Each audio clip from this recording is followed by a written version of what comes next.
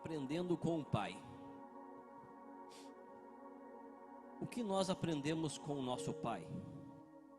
Tivemos aqui relatos lindos das crianças olhando para os seus pais e dizendo o momento mais importante: o que aprendeu com o seu pai? Qual o momento mais importante que teve aquele sentimento inesquecível? Para iniciar a ministração de hoje, eu quero perguntar: o que você aprendeu com seu pai? O que Deus está nos ensinando nesta hora? Então nós vamos iniciar a ministração no primeiro ensinamento que o Pai nos deu, através de Jesus. E eu creio que muitas pessoas vão se identificar. Hoje nós vamos aprender realmente o que é viver aprendendo com o nosso Pai eterno. E com muitas vezes as referências que Ele nos deixou para nos criar. Porque pai tem o biológico, tem o pai que chamamos de padrasto, que é o pai adotivo, e tem a referência paterna, que podemos ter várias referências paternas. E olha o primeiro aprendizado que Deus nos deu com a chegada do nosso Salvador, Senhor Jesus Cristo. Essa palavra, ela encontra-se em Mateus, capítulo 1, versículo 20, diz, vou começar um pouquinho antes, no 19, mas José, seu esposo, sendo justo e não a querendo infamar, resolveu deixá-la secretamente. Enquanto ponderava nestas coisas, eis que lhe apareceu em sonho um anjo do Senhor, dizendo: José, filho de Davi, não temas receber Maria, tua mulher, porque o que nela foi gerado é do Espírito Santo. Ela dará luz a um filho, e lhe porás o nome de Jesus, porque ele salvará o seu povo dos pecados deles. Ora, tudo isto aconteceu para que se cumprisse o que fora dito pelo Senhor por intermédio do profeta. Eis que a virgem concederá e dará à luz a um filho, e ele será chamado pelo nome de Emanuel, que quer dizer Deus conosco. Despertado José do sono, fez como lhe ordenara o anjo do Senhor e recebeu sua mulher.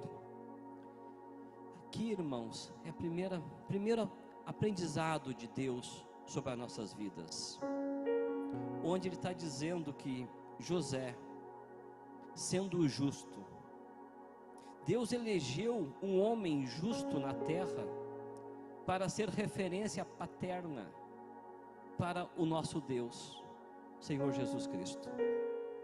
E por que escolheu José? Porque ele era justo, ele era correto. Isso significa que nós, pais, sendo justo, Deus vai abençoar os nossos filhos, vai cuidar das nossas gerações futuras, vai cuidar do filho dos nossos filhos. Nós, sendo justo na presença de Deus, do nosso Pai, Ele vai conceder a nós algo tão espetacular, que é as próximas gerações ser cuidadas por Ele, através das ações nossas, mediante nosso Pai. Foi o que aconteceu com José, um homem justo, um homem correto, temente, preocupado com a imagem da sua esposa, na qual eles eram noivos, mas não haviam coabitados ainda. Eles tinham apenas um relacionamento de compromisso, mas não tinha ainda o ato matrimonial. Ele, preocupado com a imagem dela, ele ponderou.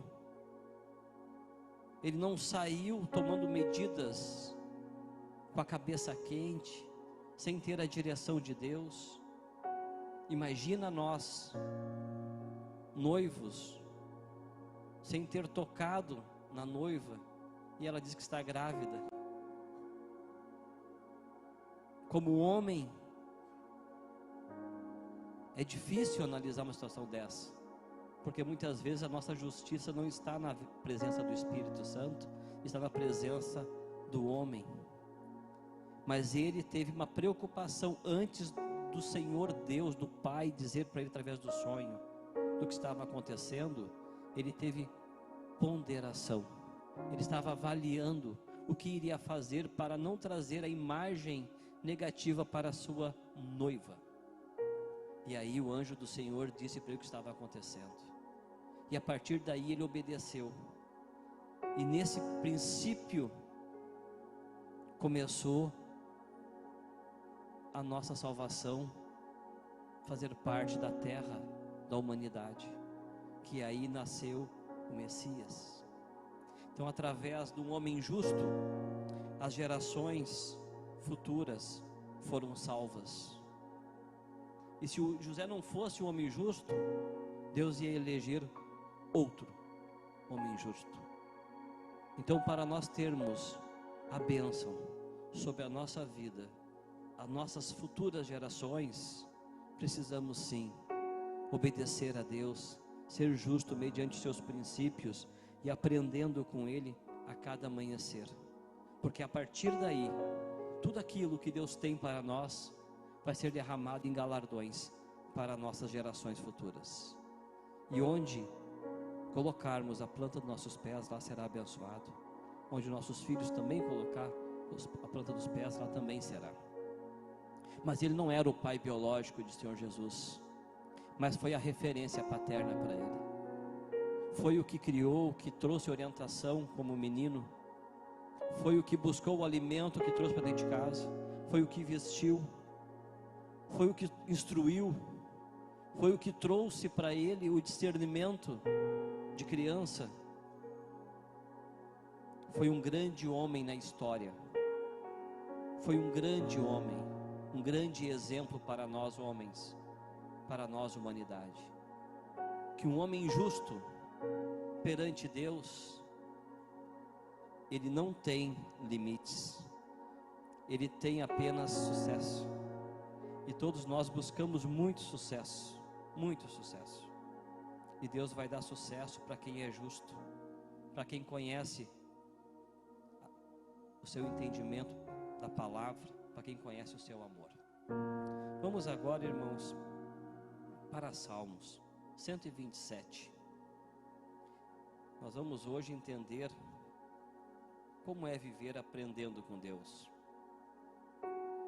Você sabe, irmãos, que muitas vezes nos deparamos por situações que colocamos Deus para enfrentar na nossa frente, para poder vencer. E muitas vezes nós queremos enfrentar as situações e decidir tudo sozinhos. E esse é um problema, porque nós não vamos conseguir vencer, porque tem coisas que não é para nós vencermos. Muitas coisas é para nós sermos servos, e Deus que vai vencer a batalha. Tudo aquilo que o homem querer resolver, como pai, ele vai ter frustrações. Tudo aquilo que ele pedir para o pai, a instrução, ele vai ter sucesso, porque nós somos incapazes de saber o futuro. Existiu uma pesquisa científica, onde foram entrevistadas várias famílias com problemas paternos em casa. E numa família tinha um pai alcoólatra, que abusava, que batia, um pai muito complicado, e tinha 2 filhos. Passou alguns anos, os pesquisadores foram entrevistar os 2 filhos. Um obtera sucesso, desenvolveu, estudou, cresceu, virou pai de família exemplar, um homem de sucesso. O outro seguiu o mesmo caminho do seu pai, alcoólatra, violento, destruidor do seu lar. E a pergunta foi: o que te tornou assim? A resposta foi a mesma, porque meu pai era alcoólatra, meu pai batia, meu pai não me dava amor. Só que um deles fez tudo ao contrário que o pai dele fazia. O outro fez a mesma coisa, mas a resposta foi a mesma: eu tenho sucesso porque meu pai era alcoólatra. E o outro disse: eu sou alcoólatra porque eu sigo o exemplo do meu pai também. Qual foi a diferença dos dois? Um seguiu a Cristo, o outro seguiu a bebida. Então não é a tua referência que te torna, é os teus princípios de justiça que te faz ser ou não ser. Salmo 127, 3 diz: herança do Senhor são os filhos, o fruto do ventre, seu galardão. Como flechas na mão do guerreiro, assim os filhos da mocidade. Feliz o homem que enche deles a sua aljava. Não será envergonhado quando pleitear com os inimigos à porta. Aljava é aquele suporte, aquele estojo de couro que o arqueiro depositava as suas flechas. Ele pegava as flechas para enfrentar os inimigos. E a palavra diz que feliz o homem que enche deles a sua aljava. E a palavra diz que dardos inflamados do inimigo nos acertam muitas vezes, mas as flechas do Senhor nos salva, nos protege, nos blinda. Então aqui a palavra está dizendo que a herança do Senhor são os filhos. E quando você pensa em filhos, tu pensa nos seus filhos. Mas se tu olhar para o lado, cada um é um filho de alguém. Cada um é um filho de alguém. Então cada um aqui é uma herança do Senhor. Cada um que está aqui sentado, buscando a presença do Espírito, é uma herança. Nós somos herança do Senhor.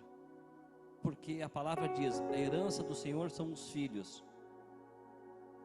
Filhos somos nós, somos filhos de alguém. Então nós somos herança.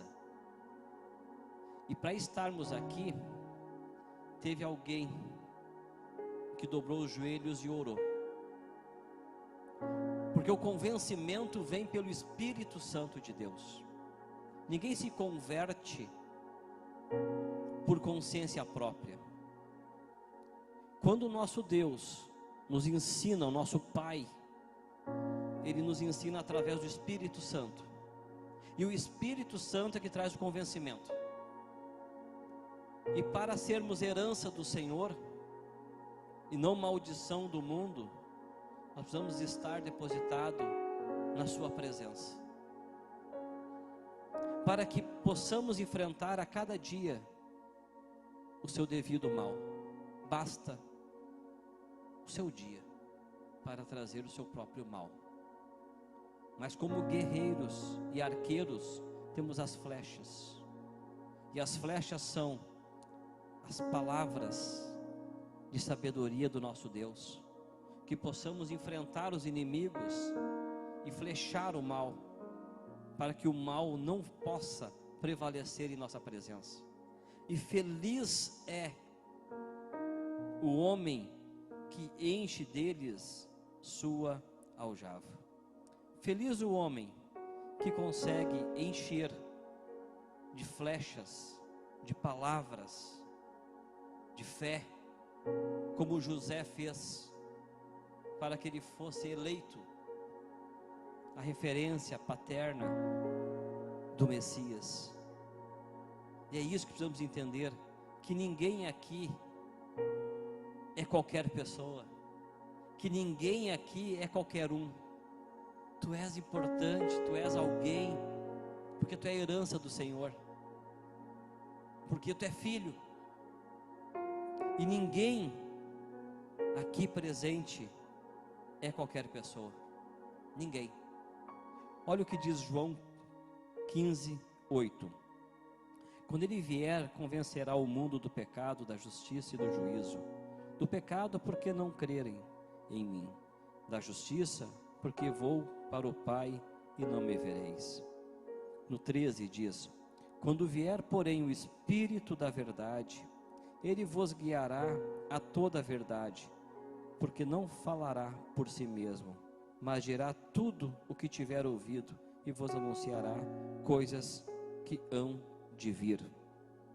Quando o Espírito Santo, através das orações, ele chega até nós, até os nossos corações, o Espírito, ele traz a revelação, e a revelação, ela vem antes do convencimento.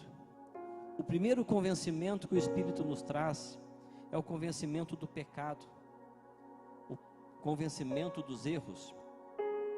E não existe um pai que não erre, não existe um homem na terra que não peque, não existe. Mas aí vocês podem perguntar: mas pastor, essa aqui é a Vanessa com o neném no colo. Deve se perguntar: pastor, e agora? O que eu faço para essa criança estar no meu colo ter um futuro na presença de Deus? O que eu faço para livrar o meu filho do mal? É uma pergunta que todos nós fizemos, todos os dias. Qual decisão que eu tomo? O que eu coloco na cabeça dessa criança para que ele cresça e não se perca? Aqui está a Janice dando mamar para a nenê. A nenê está ali, mamando, tranquila. Ainda não fala, é pequenininha, mas logo vai falar, logo vai correr, logo vai tomar decisões, logo vai acertar, logo vai errar. E aí uma mãe e um pai se perguntam: e agora? O que eu faço para proteger ele desse mundo cruel? É simples a resposta. Está em Deuteronômio 6, capítulo 6, versículo 5. Amarás, pois, o Senhor teu Deus de todo o teu coração, de toda a tua alma e de toda a tua força. Essas palavras que hoje te ordeno estarão no teu coração. Esta é a resposta. No versículo 7. Tu as inculcarás a teus filhos, e delas falarás assentado em sua casa, andando pelo caminho, e ao deitar-te e ao levantar-te. Essa palavra inculcará é colocar na cabeça, repetir diversas vezes, é dizer de manhã, de tarde, de noite, é falar em casa, é falar no trabalho, é não ter duas faces, é ser verdadeiro todos os dias. Quando as crianças estiverem no colo, mamando ainda, e quando estiverem crescendo, e quando estiverem adultas, inculcará em suas cabeças e suas mentes essas palavras. Mas quais são as palavras? São essas, as que estão no versículo 5. Amarás, pois, o Senhor teu Deus de todo o teu coração, de toda a tua alma e de toda a tua força. Quando colocamos isso aí, essas palavras, como verdade, nós como pais, nas mentes dos nossos filhos, e eles crescem com esta verdade, eles não vão se perder do caminho do Senhor, porque essas palavras são as flechas que estão armazenadas para acertar o inimigo quando ele se levantar. São essas palavras que vão dizer para vocês que o futuro do teu filho está garantido, porque ele estará dentro dele a verdade de como ele deve proceder na sua vida, porque ele, amando a Deus, sob todos os direitos, todos os benefícios e dificuldades que terá, ele vai ter sucesso. E a palavra diz: amarás, pois, o Senhor teu Deus de todo o teu coração, de toda a tua alma e de toda a tua força. E irmãos, quando se ama a Deus com essas características, não existe nada que possa nos derrubar. Por quê? O Espírito Santo que vai revestir de poder esta criança, porque ele vai estar entronizado dentro do seu ser.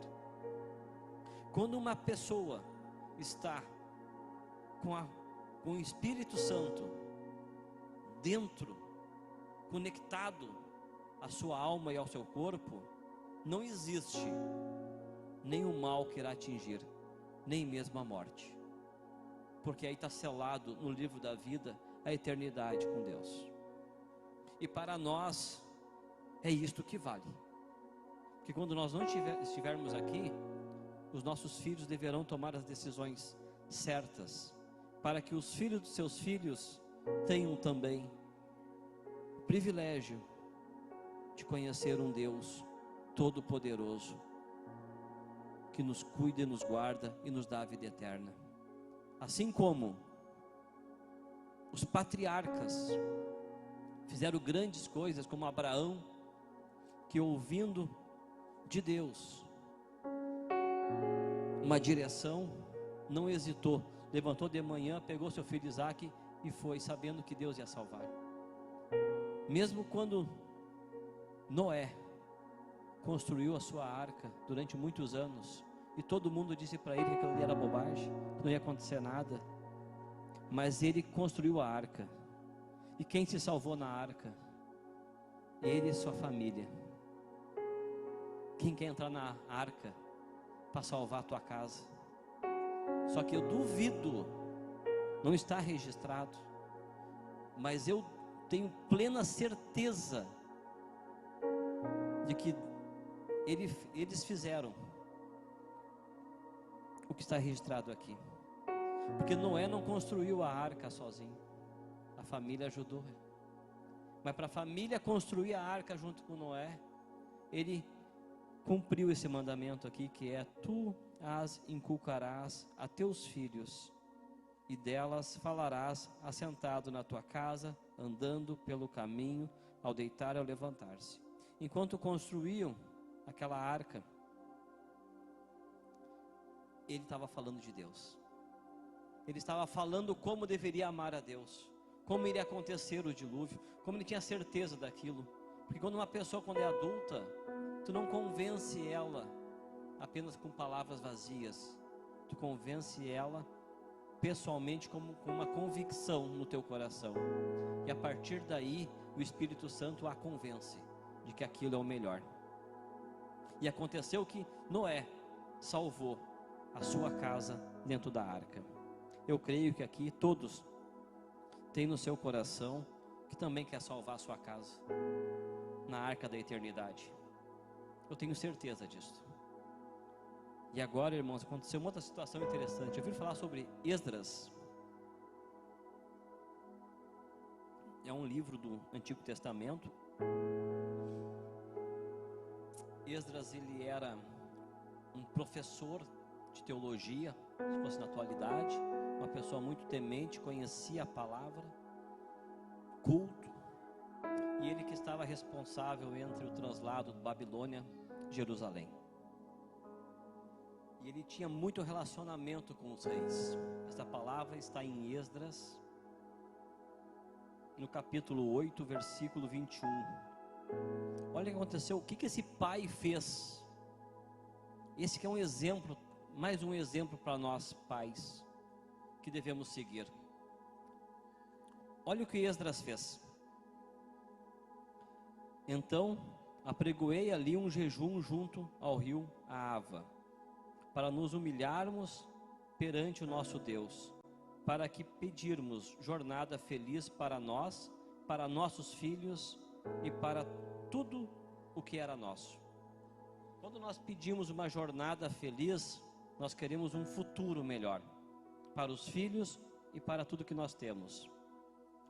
Mas ele convocou um jejum para a sua família. Vou fazer uma pergunta bem básica.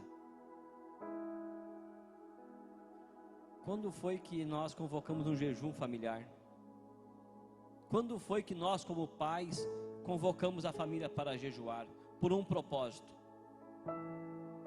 Esdras fez isto, mas olha o motivo que ele fez isto: porque tive vergonha de pedir ao rei exército e cavaleiros para nos defender.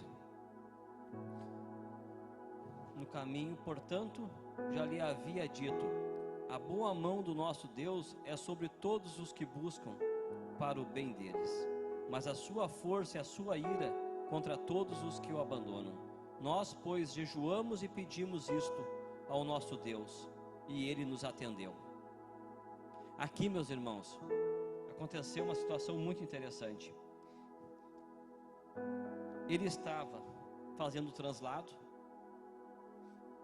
e disse para o rei: o nosso Deus vai nos proteger, Ele não vai nos abandonar, Ele vai nos salvar. Eu não quero soldados nem cavaleiros, Deus vai nos honrar, porque ele conhecia a palavra.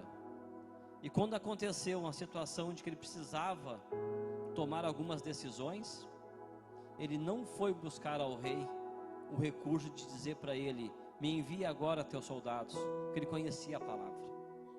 Ele fez o que? Ele convocou seus filhos, sua esposa, sua família, para jejuar um dia, para que Deus o desse vitória naquele conflito.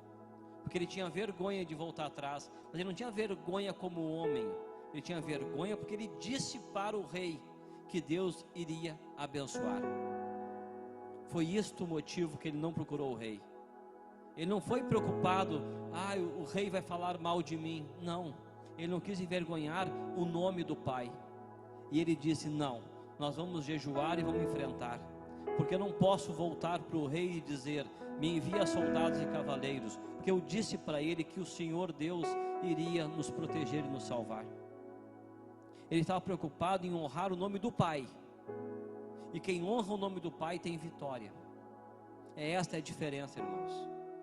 A nossa vitória está pautada numa coisa: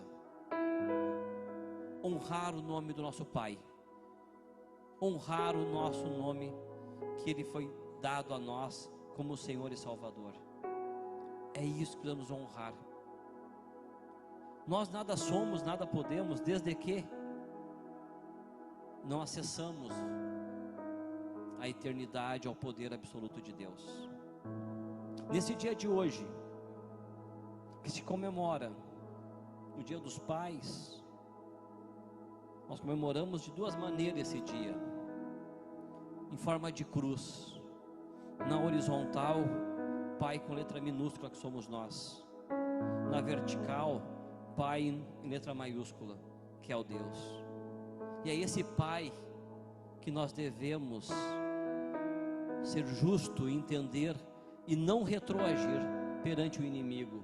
Jejua com teus filhos, jejua com a tua esposa, jejua com teus familiares, enfrenta o mal, mas pelo nome do Senhor Jesus. E olha o que diz: Deus lhe deu vitória. É esse nosso Deus que nos dá vitória, mas vai depender da nossa forma de condução. Assim como José era um homem justo e ponderou antes de tomar qualquer decisão, o anjo veio através de um sonho e disse o que iria acontecer, e tudo aconteceu. Assim como Esdras não voltou atrás para não envergonhar o nome de Deus, Deus deu vitória. Assim como Noé, que trouxe os seus filhos para a sua realidade e trouxe o seu Deus para o mesmo, teve vitória. Assim como Abraão teve vitória, e assim como você vai ter vitória. É isso que precisamos ter o entendimento. A nossa vitória, meus irmãos, não depende da nossa caminhada, depende de quem está caminhando conosco. Nós não somos pessoas importantes para a humanidade. Nós não somos. Se alguém que se acha importante para a humanidade, está equivocado, porque daqui uns dias tu vai ser apenas uma fotografia, e logo mais nem fotografia será.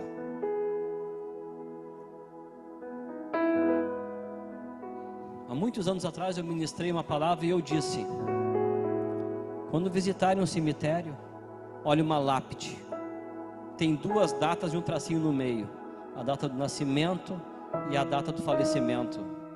Nós somos o tracinho do meio, porque antes do nascimento não somos nada, e depois aqui na terra também não somos mais nada, voltaremos para o pó, mas seremos algo eterno. junto ao Pai, porque estamos aprendendo com o Pai todos os dias. Aprende quem quiser, porque Ele está ensinando a cada momento. Então nós somos o quê? Aquele tracinho na lápide. Nós somos importantes hoje, em tempo real. Tempo futuro, seremos lembranças, e depois nem lembranças seremos mais. Isto é Pai com letra minúscula, na cruz horizontal.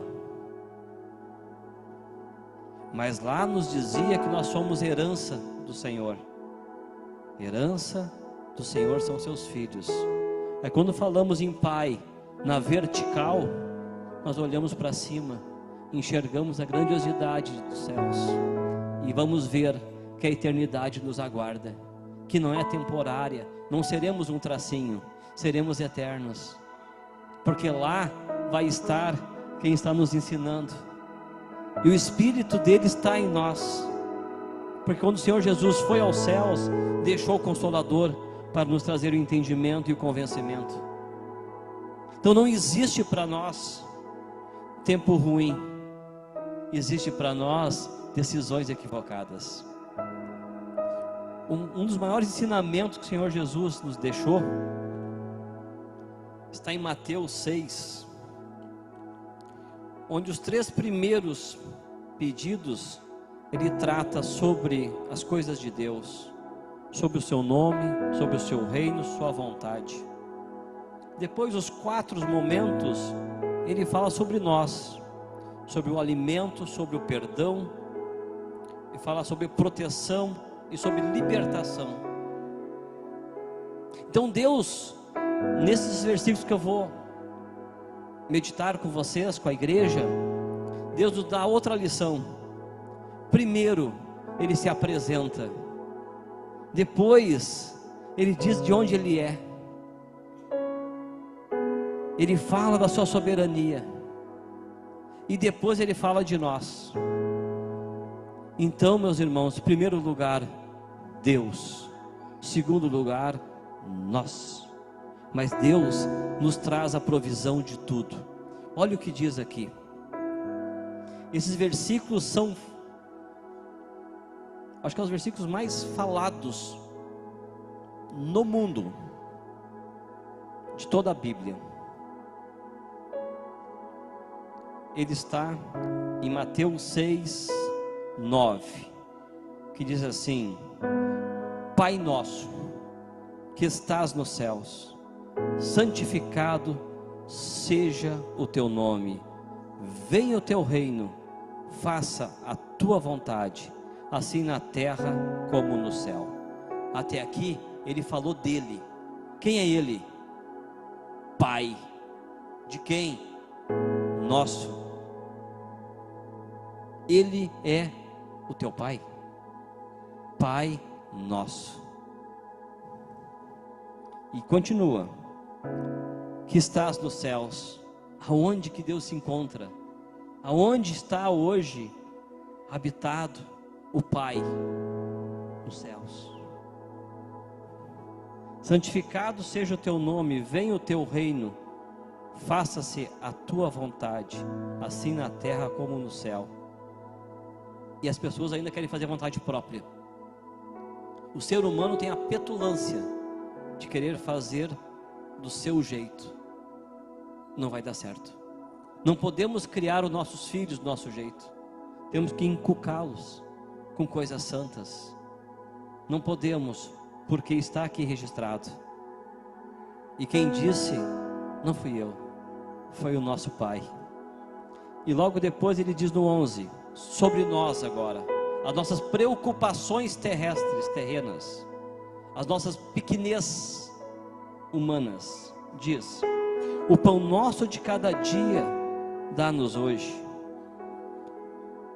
e perdoa-nos as nossas dívidas, assim como nós temos perdoado os nossos devedores, e não nos deixes cair em tentação, mas livra-nos do mal, pois teu é o reino, o poder, a glória para sempre.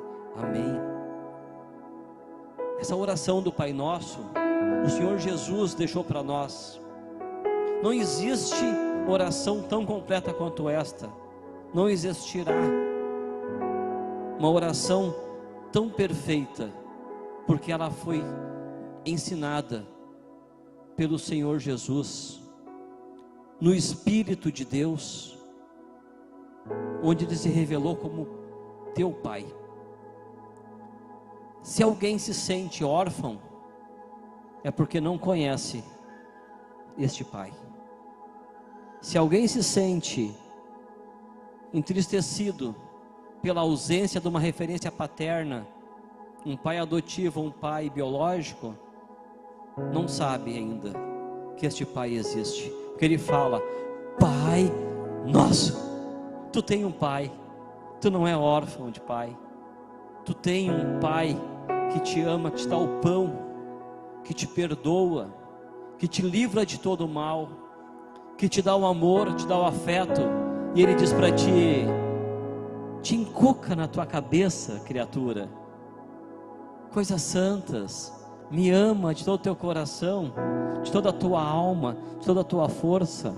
Ensina para os teus filhos que eles são herança do Senhor, assim como tu também é herança, que tu também é filho de alguém.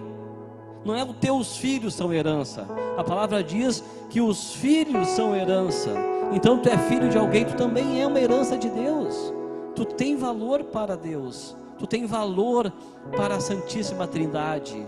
Tu é muito importante para o Senhor, mais importante do que qualquer governador e presidente de qualquer país desse mundo que não conheceu esse Pai nosso, o nosso Pai.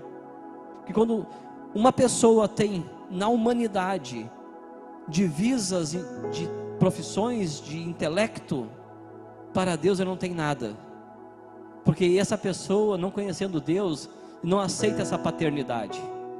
Ele é apenas o risquinho da lápide, não é alguém da eternidade. Quando alguém conhece esse Pai, ele deixa de ter o risquinho na lápide, e esse risquinho se torna o nome no livro da vida que vai para a eternidade. Esta é a diferença, irmãos. Por isso que nós da Life lutamos todos os dias para levar a palavra verdadeira até o seu coração, para que o Espírito Santo lhe convença do que é certo, agradável perante Cristo Jesus. A nossa luta não é contra o homem, contra a carne, é contra todos os espíritos, potestades, malignos desse mundo. É isso que estamos lutando aqui na Life todos os dias. E cada um de vocês é um pedacinho do Evangelho vivo de Deus. Nós somos a palavra de Deus, a Bíblia em movimento. Nós somos a presença do Espírito Santo em palavras. Então eu digo para vocês, o teu Pai está dizendo: aprenda com Ele, aprenda com teu Pai. E agora, irmãos, para encerrar, fazer um ato profético.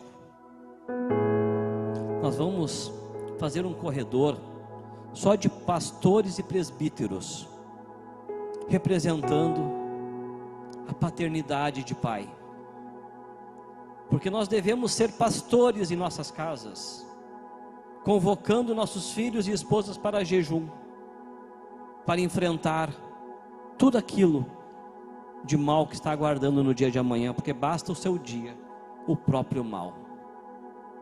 Nós devemos ser pastores que abraça como pai as ovelhas do rebanho do Senhor Jesus Cristo, que são os membros do ministério.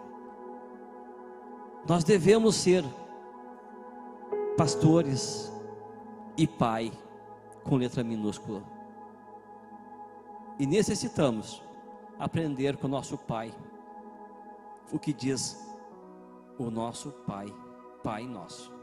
Esse é o nosso Pai.